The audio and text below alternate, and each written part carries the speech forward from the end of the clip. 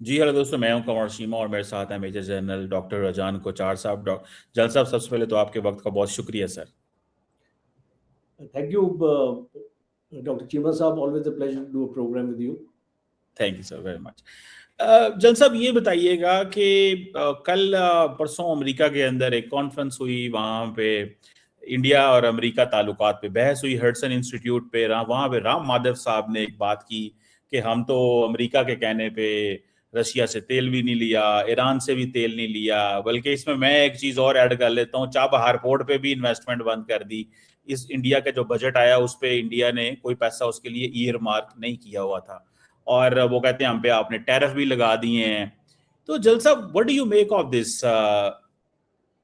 बंद कमरों में तो इंडिया के अंदर यही बात होती है कि हम अंडर प्रेशर हैं, अमेरिका ने हमें ये किया है, लेकिन बाहर इंडियन गवर्नमेंट ने समहाउ एक रखा हुआ था कि नहीं ये चीजें नहीं है, हम अंडर प्रेशर नहीं है। लेकिन समहाउ राम माधव साहब ने ये बात कह दी है। What do you make of that जल साहब? What's your understanding? कि डू यू थिंक कि इंडिया की मल्टी अलाइनमेंट जो है उसको कोई डेंट पड़ा है, या क्या आप समझते हैं कि नहीं, इंडिया स्टैंड स्टॉल और कोई बात नहीं है? चिमा साहब, ये जो यूएस इंडिया रिलेशंस है, अगर हम इनको क्रिटिकली एनालाइज करें तो ये एक ट्रैक पे नहीं चलते हैं, ये काफ़ी ट्रैक्स पे चलते हैं। और एक हमारा टेक्नोलॉजी का ट्रैक है, एक हमारा डिफेंस का है, एक हमारा इंडस्ट्री का है, एक हमारा स्पेस का है, एक हमारा न्यूक्लियर का भी है। तो ये, और of course trade I think is important one. तो ये डिफरेंट ट्रैक्स पे हमारे इनके साथ। और पिछले 20 साल से अगर आप एनालाइज करें, यूनाइटेड स्टेट्स और इंडिया के रिलेशंस में एक अपर ट्रैजेक्टरी हुई है। अब बात क्यों यहाँ पे डिस्कस होती है? Because of Donald Trump. Because जब तक डोनाल्ड ट्रम्प सीन पे नहीं था, यूएस इंडिया रिलेशंस के ऊपर इतनी बातचीत नहीं होती थी। और अब जब से डोनाल्ड ट्रम्प आया है और डिफरेंट स्टेटमेंट्स हैं, देखिए आप उसकी स्टेटमेंट्स का कोई मतलब ही नहीं निकाल सकते, बिकॉज कई बार प्रो इंडिया, कई बार एंटी इंडिया, कई बार ये कुछ ऐसी बात कर देंगे जिससे ऐसे लगेगा कि अमेरिका तो भारत के साथ ही नहीं है, और कई बार ऐसी बात कर देंगे कि अमेरिका भारत के साथ काम करना चाहता है। तो इसको मुझे लगता है कि ये, अगर मैं इसको बारीकी से अंडरस्टैंड करने की कोशिश करूं, और ये राम माधव की स्टेटमेंट्स वगैरह जो एक पॉलिटिकल फिगर्स हैं, ये अपनी स्टेटमेंट्स अपने तरीके से देंगे, मैं इसके ऊपर ज़्यादा तवज्जो नहीं देना चाहता। पर मैं ये अपनी अंडरस्टैंडिंग जो है मुझे इंडो यूएस रिलेशंस की, वो ये है कि गवर्नमेंट का जो स्टैंड है, अगर आप स्टांस देखो गवर्नमेंट का, तो वो पब्लिकली गवर्नमेंट को तकलीफ तो होती है जब अमेरिका इस तरीके का एक एटीट्यूड रखता है। और टैरिफ के साथ भी जो भारत के साथ एक पॉलिसी लेके आया 50% से 18%, ये चलता रहा ये। तो मुझे लगता है कि भारत एक ओपनली जिस तरीके का स्टैंस रखता है, वो एक डायरेक्ट कन्फ्रंटेशन स्टैंस नहीं रखना चाहता। बिकॉज भारत के माइंड में एक चीज है कि Trump is a temporary phase, and this phase will go and it will pass, and we should not create a situation where we start damaging this relationship. We should bide our time वाली बात है। आप जो है ये understanding. दूसरा, आपने खुद ही देख लिया इस ईरान की लड़ाई में ट्रम्प का जो एक कैरेक्टर है वो। मैं आपकी बात थोड़ा यहाँ पे बड़ी इंपॉर्टेंट आपने बात की। आपने कहा you should by this time, गुजर जाना चाहिए, ये नहीं है। ये काम तो हम करते थे, टू बी ऑनेस्ट, कि यार ये टाइम मुश्किल है, गुजर जाएगा यार, बस देखो, स्टे अवे फ्रॉम दिस। आप भी ये काम करने लग पड़े। मैं वो देख रहा था। देखिए, देयर इज अ पॉइंट ना, मेरा सवाल इसको जरा ऐड कर लीजिएगा, आपको मजा आएगा जवाब देने में। अगर आप भी ये काम कर रहे हैं, $4 ट्रिलियन इकोनॉमी, जीडीपी है, इतनी बड़ी मार्केट है, हम भी यही काम कर रहे हैं, मैनेज कर रहे हैं, लेकिन हमारे बारे में जरा पोजीशन और है। आपको अगले दिन उन्होंने हेल होल कह दिया, चाइना के साथ मिला दिया।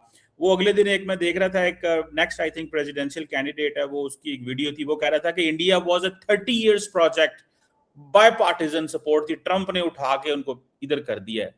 अगर आप भी अमेरिका को मैनेज कर रहे हैं, हम भी अमेरिका को मैनेज कर रहे हैं, तो फिर मान लें कि ट्रंप ने रीहाइफनेशन कर दिया है और अब अमेरिकन पॉलिसी ये है कि to keep India and Pakistan at equal terms पे रखें, और वो जो एक प्रेफरेंशियल चीज थी वो खत्म हो गई है। Sir, Trump is not America. देखिए, आपको ये अंडरस्टैंड करना पड़ेगा। ये बहुत आपने गहरी चीज बोली है कि आपने डीहाइफिनेशन की बात की, आपने पाकिस्तान और इंडिया को इसको इक्वेट कर दिया कि पाकिस्तान भी अपना टाइम एक्चुअली बाइट कर दे। ये it's not a question of biding time, it is a question that of reacting to Trump, what Trump means every day and what Trump wants to gain or lose at the end of the day. अब आप देख लीजिए कि आप एक, you see, I have done a psychometric analysis on Donald Trump because मैंने एक PhD emotional intelligence पे अपनी की हुई है, तो थोड़ा साइकोलॉजी के एरिया में भी मैं रुचि रखता हूँ। तो जो इस टाइप का सिचुएशन है जो हमको देखने को मिल रही है, भारत एक अनस्टेबल आदमी, एक, मैं उसको बोलता हूँ he is not mentally stable, और ये चीज बहुत साफ आई है ईरान में। देखिए, जो लीडर एक अमेरिका का नेटो को अलग कर सकता है, एक ऐसा अलायंस जो इतना तगड़ा अलायंस उसके साथ है, उसके लिए इंडिया क्या है? नेटो को अगर वो अलायंस को अलग कर सकता है, यूरोपियन यूनियन को वो एक ये अपने आप से बिल्कुल ही उसको रिमूव कर सकता है। और पहली बार आपने देखा कि यूरोपियन यूनियन कभी भी भारत की तरफ नहीं आया, और जब भी कोई भी भारत की पॉलिसी होती थी, यूरोपियन यूनियन लीडर्स उसको क्रिटिसाइज करते थे। आज एक ऐसी सिचुएशन आ गई है that Donald Trump has forced the European union into India's lap, और उनकी इतनी बड़ी डेलीगेशन आ रही है, वो मदर ऑफ ऑल डील्स उनको उसको बताया जा रहा है, और इस तरीके से वो लोग इधर आ रहे हैं। तो मैं इसीलिए मैं इस कॉन्टेक्स्ट पे बोल रहा हूँ कि बाइडेन टाइम का ये मतलब नहीं है कि आप एक इंडिया पाकिस्तान की इक्वेशन बन जाए। इसमें बाइडेन टाइम का मतलब ये है कि you very very difficult to deal with this kind of a person. And मैं आपको बल्कि कॉम्प्लीमेंट करूंगा इसके ऊपर पाकिस्तान को, because Pakistan is they have understood Trump, I think, better than India has done it.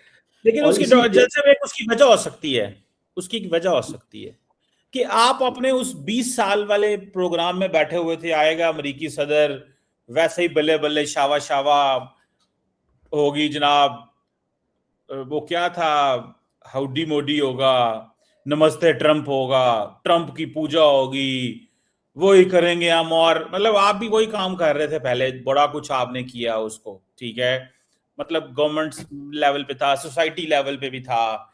लेकिन आप अगर जनता मान जाते उस वक्त कि सीजफायर ट्रंप ने कराया, तो सारा मसला ठीक हो जाना था। आपने अपनी ईगो रख ली, क्योंकि गवर्नमेंट को मसला ये था कि अगर हम सीजफायर ट्रंप का मान गए तो फिर तो हमारी यहाँ पे ऑपोजिशन ने और सबने जो है कहना है कि लॉ जी तुसा की कीता है, और अगर ना माने तो इतनी बड़ी स्ट्रेटेजिक पार्टनरशिप को आपने तबाह करा लिया। मतलब टू बी ऑनेस्ट, अपने जो मेरे दिमाग में बात है, आपके दिल में भी यही होगी, लेकिन आप पता नहीं बोल पाएंगे ना बोल पाए। लेकिन द पॉइंट इज कि आपने अपनी सारी की सारी जो रिलेशनशिप है स्टेट लेवल पे उसको कॉम्प्रोमाइज करा लिया, H1B को उड़ा लिया, कितनी बड़ी चीज जो है वो करवा ली,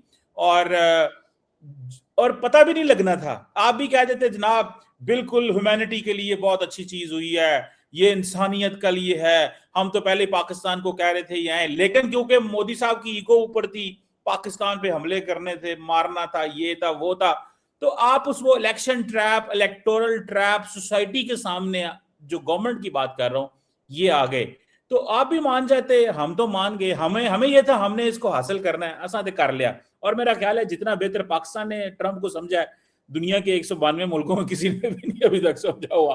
तो हमारी लीडरशिप जो है ना, वो सारे जीसीसी ममालिक भी हमारे पास ही आ रहे हैं, बताओ की कर रहा है यार, इतना दसो की कर रहा है यार।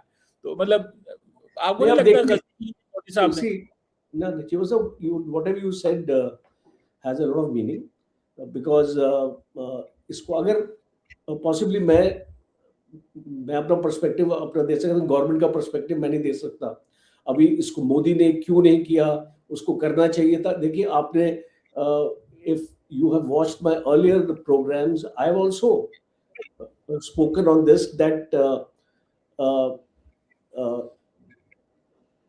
what was the harm in accepting it? अगर वो गलत भी बोल रहा है ट्रम्प, अगर वो एक अपना क्रेडिट लेना चाह रहा है, और to that extent people in India were calculating कि ट्रम्प ने कितनी बार बोला है कि उसने सीज फायर कराया। I think the figure came to around 58 times. तो 58 times if American president is speaking like a broken record, बार बार वो बोले जा रहा है कि मैंने कराया। ओके, यू से हाँ ठीक है आपने करा दिया, तो एटलीस्ट उसकी ईगो सेटिस्फाई हो जाती। See when you study a man, he is a type of personality. देखिए सब क्यों नहीं किया आपने, तो साइको एनालिसिस किया, आपने ये क्यों एडवाइस नहीं किया मोदी साहब को? I am no advisor to Modi. अगर इसको मोदी मुझे अपना एडवाइजर अच्छी बनाते तो शायद मैं उनको एक बेटर एडवाइस दे सकता, because I don't appreciate the kind of advisors Modi has around him, and इसको अगर मैं होता तो maybe I would have given him a better suggestion. But then इस point of discussion here is it is not कि भाई okay वो government है, उसके अपने जो रूल्स ऑफ गेम है, उनकी ऑपोजिशन है, उसको के साथ डील करना है। जो देश का जो एक पॉलिटिकल क्लाइमेट है, इलेक्शन है, ये सारी चीजें ये जो आप बोल रहे हैं सारी चीजें दे आर रियलिटीज। ये कोई आप भी इस पे हवा में नहीं बात कर रहे, बिकॉज जब ये चीजें हो रही थी तो उसके बाद इलेक्शन भी थे, बिहार इलेक्शन भी थे, आज 4 स्टेट्स के इलेक्शन हो रहे हैं। तो इस टाइप की हम पॉलिटिक्स में अपना सुनते हैं, and that is the reason चीवा साहब I have stayed away from politics, because that is not my cup of tea, it is not the way I see things. And जो एक पॉलिटिशियन जिस तरीके से गेम्स खेलते हैं वो पॉसिबली मैं I would have felt very uncomfortable in that environment. तो इसलिए मैं ये and I have also been very very vocal in my criticism of the government. जहां पर भी इसको मुझे ऐसा लगता है कि ये इसको many of the TV channels have stopped even calling me because they think I will speak against Modi or something like that. But I don't speak against Modi. I speak against the policy, a particular policy of the government. Some of his policies are good. I even compliment those policies को मैं जरूर compliment करता हूँ, but जहाँ पे इसको मुझे लगता है कि ये चीज सही नहीं हो रही, देखिए कौन बोलेगा, कौन बताएगा? You must have your own think tanks in your own country also, who are not all the time like Godi media. They should also bring out a critical analysis. नहीं तो how will the state improve? लेकिन जन साहब आपको नहीं लगता कि जो मोनोपोली है, ये जिसको इंडिया में गोदी मीडिया कहा जाता है, ये तो अंदर से बड़ा प्रॉब्लम क्रिएट कर देगी गवर्नमेंट के लिए? मतलब India is a big country, very promising nation है, बड़ी तगड़ी कौम है, मतलब दुनिया में आपका बड़ा, आपकी प्रेजेंस है दुनिया के उन मुल्कों में जहां पे दुनिया सोच भी नहीं सकती, बड़ा काम किया है। लेकिन ये जिस डायरेक्शन में चीजें चल पड़ी हैं, डू यू थिंक कि ये वो किसी को सुनते ही नहीं है? 2 बंदे रखे हुए हैं जिनकी वो सुनते हैं, अपनी मर्जी के बंदे की सुनते हैं। तो ये तो एक बहुत मुश्किल में चीजें जो हैं वो जा रही हैं। देखिए ये आई थिंक कोई भी पॉलिटिकल सिस्टम एक कंट्री में जब आ जाता है तो एक स्टेज ऐसी आ जाती है when the things need rectification, and इसको मुझे लगता है इंडिया में आज स्टेज ये आ चुकी है that we need to seriously analyze this trajectory. और जो हम अपने मीडिया में देखते हैं, बार बार उसी एक रेटोरिक भी देखते हैं, और दे गो आफ्टर TRPs के लोग सुनना चाहते हैं, क्या सुनना चाहते हैं, ये सुनना चाहते हैं तो ये लगाओ, वो फैक्ट हो ना फैक्ट हो, वो चीज का आपका मॉडरेशन नहीं रहता है. So that is I think area we have to work upon, because मैं अपने इस मीडिया को भी एक मैच्योर प्लेटफॉर्म नहीं मानता हूँ. हमारी इसको media has a lot to learn, and because क्या होता है जब आप इस तरीके की रिपोर्टिंग करते हैं तो आपकी क्रेडिबिलिटी लूज होती है, और अगर आप एक सच्चाई भी बोल रहे होंगे तो नोबडी विल एक्सेप्ट. तो ये चीजें हैं. ये तो आपने देखा होगा जब भारत और पाकिस्तान की जंग हुई तो उस पे ठीक है, I was part of all the prominent channels at that point of time, and I've seen this happening. So it's not a very healthy sign to actually happen. And we have done in media only. I've done programs where I've criticized them and I've told them that you need to improve yourself, and they've also accepted. Some of the media's houses are accepting it, and I think. लेकिन वो बंद कमरों में करते हैं ना, बड़े कम हैं जो इंडिया के अंदर. देखिए, टू बी ऑनेस्ट, मैं तो इंडिया के अंदर देखता हूँ कि they have a lot of spark, दुनिया में रेलेवेंस, अच्छी इंग्लिश बोलते हैं, दुनिया में रिस्पेक्ट है, आईटी की फील्ड में, एआई की फील्ड में. लेकिन मैं आपको, वैसे मेरी अपनी अंडरस्टैंडिंग है as a student of politics, मुझे ये लगता है कि हमारी साइड पे, क्योंकि political parties are not that strong और उनका वो नहीं है, तो हमारी जो चीजें होती हैं वो लार्जली नेशनल इंटरेस्ट में हो रही होती हैं. Whatever the national interest, the people who are at the helm of affairs determine. Sometimes India के अंदर जो चीजें हो रही हैं वो नेशनल इंटरेस्ट हो रही है, लेकिन वो पॉलिटिकल पार्टी का उसमें इंटरेस्ट, और पार्टी का इंटरेस्ट भी सुप्रीम होता है. ये चिवा साहब, ये जो मीडिया है, ये आपकी तरफ भी ऐसा ही है. आई मीन, अगर आप अपना पाकिस्तान इसको मीडिया भी देखें तो आपका, इसको मुझे बताइए, आपका कौन सा मीडिया है जो इसको क्रिटिसाइज कर सकता है गवर्नमेंट को? तो I think this, because I have been actually, I have got इसको इंफॉर्मेशन ऑन दिस. आपके भी चैनल्स में मैं आता हूँ, एक दो और भी हैं जिनके पास मैं अपने डिस्कशन के लिए आता हूँ. इसको दे admit this that it's not two-way traffic. So Pakistan also has a similar kind of a situation, and Pakistan media. लेकिन जल साहब, कमिंग बैक टू हमारा वो जो टॉपिक है कि इंडिया 30 इयर्स प्रोजेक्ट जो है वो खराब हो गया है. अब अगले दिन डॉक्टर साहब बड़ा अच्छा आर्टिकल हमारी एक डॉक्टर साहब उन्होंने लिखा था इंडियन, आई थिंक प्रिंट के अंदर, कि अगर पाकिस्तान इज वॉकिंग के पीस आ जाए मिडल ईस्ट के अंदर तो ये इंडिया के लिए भी उतना ही एडवांटेज है, बिकॉज आपके लोग, बिजनेसेस डिस्टर्ब हैं, सप्लाई चेन डिस्टर्ब है, कीमतें हो रही हैं. तो डू यू थिंक दैट इसको इसी सेंस में रिसीव किया जा रहा है इंडिया में? How is India receiving Pakistan role in Middle East as a middle power? मतलब क्योंकि लार्जली इंडिया पाकिस्तान को इग्नोर करता है, मानता ही नहीं है कि ये ग्लोबल साउथ का ये भी कंट्री है. But now Pakistan as a member of the Global South, आपका नेबर होने के नाते, बिकॉज जब हर साल इंडिया ग्लोबल साउथ की कॉन्फ्रेंस कराता है, पाकिस्तान को नहीं बुलाता. Pakistan as a member of the Global South, Pakistan is playing a major role for stability starting from the Arabian Sea to the Mediterranean. Pakistan has that kind of a role for one reason or the other. Do you think that India will के अंदर ये recognition आएगी या मानेगी कि यार ठीक है जो भी है, but things are improving in that way, और हमें we should stop looking the way we were looking Pakistan? देखिए, मैं इस पे अपना पर्सनल पर्सपेक्टिव दूंगा. गवर्नमेंट का पर्सपेक्टिव अलग है, एंड जो स्टेटमेंट्स आती हैं हमारे लीडर्स की, वो आपको पता है उसके बारे में, किस टाइप की स्टेटमेंट्स आती हैं, आपकी जो रोल है इसको मिडिल ईस्ट में. तो उसके ऊपर मैं I don't want to actually get in, but I will say one thing: any country which is trying to bring peace has to be supported, in the sense that we must appreciate the actually efforts they are taking to bring in peace, because this peace is important to the entire world, not only India. Because आज जो आपका जो economies का जो हाल है पाकिस्तान में भी और भारत में भी और साउथ कोरिया में भी, जापान में भी, China also is feeling the pinch now. तो this is a global issue. And if Pakistan is doing, for whatever the reasons, मैं because लोग इंडिया में एक्चुअली बोलते हैं पाकिस्तान इसलिए कर रहा है ये करने के लिए वो करने, I said okay, that is Pakistan national interest, वो करेगा because उसकी economy is in a bad shape. You know, it wants to get on the right side of those people who can help its economy to grow better. And Pakistan का national M है, पाकिस्तान उसको करना है, उसको करने दो. वो पाकिस्तान के रीजंस है. Why are we getting into those reasons? We should see the larger picture.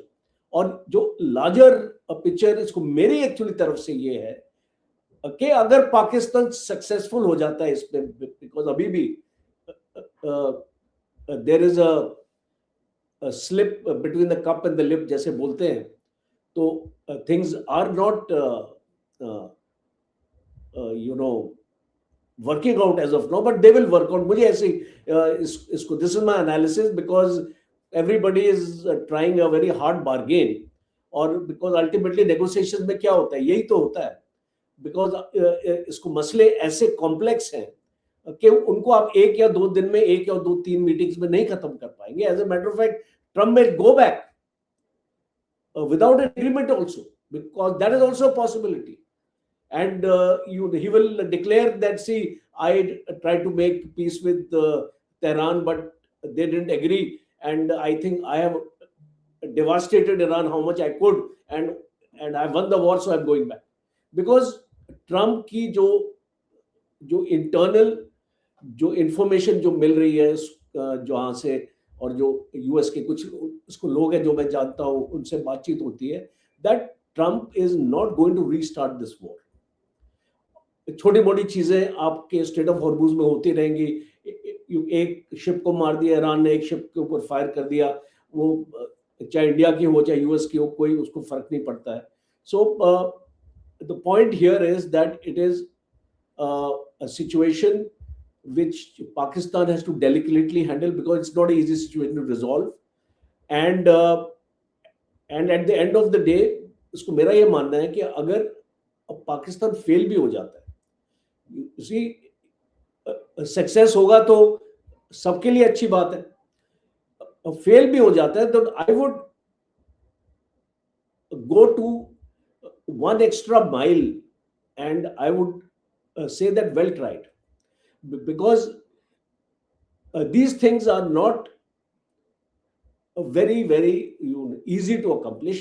और मैं आपको इसका बैकग्राउंड भी दे देता हूँ. जब आपका कतार के साथ ये बातचीत हो रही थी, ओमान में हो रही थी, इतने आपके सारे इंटरलोक्यूटर्स थे जो ये एक टाइम पे इसको ईरान भी इनको एक्सेप्ट करता था एज फ्रेंड्स, पर आज की डेट पे इसको कतार ने इसको मना कर दिया, ओमान ने मना कर दिया, बिकॉज बार बार उनके साथ धोखा होता था कि बातचीत होती थी, बातचीत के बीच में ही आपकी लड़ाई स्टार्ट हो जाती थी. उन्होंने बोला कि फिर हमारा मतलब क्या बातचीत करने का. तो उस सिनेरियो में पाकिस्तान को चुना गया, और पाकिस्तान की एक कंफर्ट जोन है ईरान के साथ. हम जानते हैं पुराने रिलेशंस है, और ये अप्स एंड डाउन्स होते रहते हैं. बिकॉज आप भी जानते हैं कि जो सिस्तान बलूचिस्तान के एरिया है, वहाँ पे ये आपका जैश अदल और ऐसे अपने ग्रुप्स ऑपरेट करते हैं, टेररिस्ट ग्रुप्स, जो इस ईरान को एक्सेप्टेबल नहीं है. और फिर इस फायरिंग हुई थी बीच में, पाकिस्तान ने भी फायर किया था. तो इस नॉटविथस्टैंडिंग दैट पुराने इसको रिलेशंस है आपस का, आपका 900 किलोमीटर का बॉर्डर भी है, तो इस तरीके की चीजें हैं. तो इसको मैं ये मानता हूँ कि Pakistan acceptable to Iran, it may not be acceptable to Israel. Because इसीलिए आपने देखा इजराइल का जो इसमें डेलीगेशन में कोई भी इसको बंदा आया नहीं है. बट देन इसको डोनाल्ड ट्रंप ऑल्सो न्यू कि इसमें इजराइल के नुमाइंदे नहीं होंगे. और Donald Trump also had faith in Pakistan because of शबा, ये जनरल मुनीर के जो एक इक्वेशन उनके साथ बनी है. तो I think That's how Pakistan also volunteered. तो Pakistan also came into the being कि भाई हम इसका समझौता कराते हैं, और ये पाकिस्तान के भी अपने इंटरेस्ट में था कि अगर ये समझौता हो जाएगा तो हमारी इकोनॉमी भी बेहतर हो जाएगी, और जो हमारी जो हमारी इकोनॉमी तो वैसे छोटी इकोनॉमी है, रिसोर्सेज कम है, महंगाई होगी, तो ये एक म्यूचुअल बेनिफिट है सबके लिए। लेकिन क्योंकि देखें वो हर बंदा चाहता है, जैसे तुर्की हमारा दोस्त मुल्क है, ब्रदर मुल्क है, पाकिस्तान का बहुत करीब है, वो भी चाहते थे ये हमारे पास आए, लेकिन वो नहीं मैनेज कर सके। तो ये देखिए ये बड़ी टग ऑफ वॉर होती है उस वक्त, ऐसे नहीं होता, ये कोई आसान चीज नहीं थी। But I think Trump was comfortable with general Munir, that was a fact, वो इसके साथ कंफर्टेबल था। That's a fact. देखिए हमारे जो मसले हैं वो अपनी जगह है। आज भी अगर हम एक दूसरे से बात नहीं करते और जो हमारे गिले शिकवे हैं वो अपनी जगह है, they should not cloud our judgement on peace making process if Pakistan is doing, because ultimately क्या होता है, you know we also get a backlash in our comments के सर आप पाकिस्तान के लिए अच्छा क्यों बोल सकते हैं, बिकॉज पाकिस्तान तो ऐसा है वैसा है। See, we are talking about a particular area of discussion. We are not talking about India-Pakistan relation, because और जैसा मैं भी कमेंट करूं, हम भी फॉर एग्जांपल, आपको पता है अभी मैं इस शो के अंदर कई दफा कह रहा हूं कि इंडिया किस किस चीज में एक्सेल किया है, पाकिस्तान से बहुत बेहतर है। तो that is like the other side of India. अगर मैं इसको अपने लेंस में देखता रहूंगा जी इंडिया पाकिस्तान में, तो आई कांट यू नो। देखिए अगर आप ऐसे इस लेंस में अगर देखते रहेंगे तो हम लोग आपके शो के ऊपर एक दूसरे से झगड़ा ही करेंगे ना। Yes sir, we will be shouting at each other. I have actually seen some of the panellist जो आपके आ जाते हैं, वो कई बार एक कन्फ्रंटेशन मोड में आ जाते हैं। ऑफ कोर्स आपके उसमें आपकी व्यूअरशिप बढ़ जाती है, और हमारे इस प्रोग्राम की शायद उतनी लेवल तक व्यूअरशिप नहीं जाती है, but that is withstanding that because it's a mature discussion. और मैं इसी में हमेशा इसको बिलीव करता हूं कि let us give the devil its due where it is required. And if जैसा एक आखिरी सवाल, do you think that after this Pakistan का ये जो इमेज चेंज हुआ है and situation has change, do you think India के अंदर ये अप्रोच हो सकती है कि पाकिस्तान के साथ नॉर्मलाइज करना चाहिए? At least they are the player, they are, कोई वो श्रीलंका नहीं है, बांग्लादेश नहीं है, नेपाल नहीं है, you can't treat it them the way you have been treating. Do you think India के अंदर कोई ऐसे एक्टर्स हैं जो ये पुश कर सकते हैं इस कन्वर्सेशन को, या एक क्योंकि ट्रैक 2 और ट्रैक 1.5 तो हो रहा है, उसका फायदा कोई नहीं है, लेकिन डू यू थिंक ये डिबेट शुरू हो सकती है? मैं तो चाहूंगा ये डिबेट हो। देखिए आप इसको मसलों को कैसे हल करेंगे मुझे बताइए। You are neighbours, we can not change our neighbours. Yes. क्या हम इसी स्टेज में रहेंगे अपनी सारी जिंदगी? यस। क्या हम एक दूसरे से लड़ते रहेंगे 24 घंटे? तो जब तक अगर आपके कम्युनिकेशन नहीं स्टैब्लिश होगा, आपस में बातचीत नहीं होगी, टेररिज्म के ऊपर अगर आपने बात करनी है तो टेररिज्म पे बात करें। जो इश्यूज है आप उसको बायलैटरली आपको रिजॉल्व करें। There cannot be a third party intervention in India-Pakistan relations. It is very, very clear, and I still you maintain it. So I am of the belief there are people in India today who see hope. Against hope वाली बात है कि एक dialogue शुरू किया जाए, sensible dialogue आपका शुरू किया जाए, इंस्टेड ऑफ क्या होता है कि आपके तरफ से भी लीडर्स इतनी प्रोवोकेटिव स्टेटमेंट्स आती हैं, हमारे तरफ से भी आती हैं, they are not helping the cause.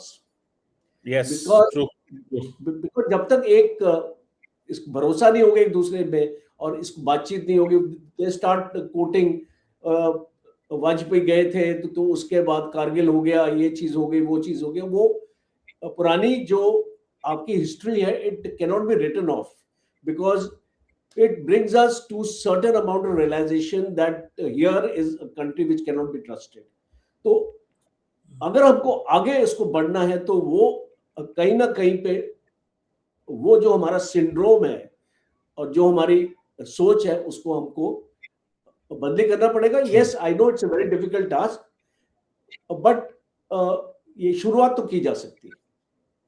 बिल्कुल शुरू हुआ। Thank you very much major general Rajan Kochar साहब for your time and for your value. Okay, thank you. बहुत शुक्रिया।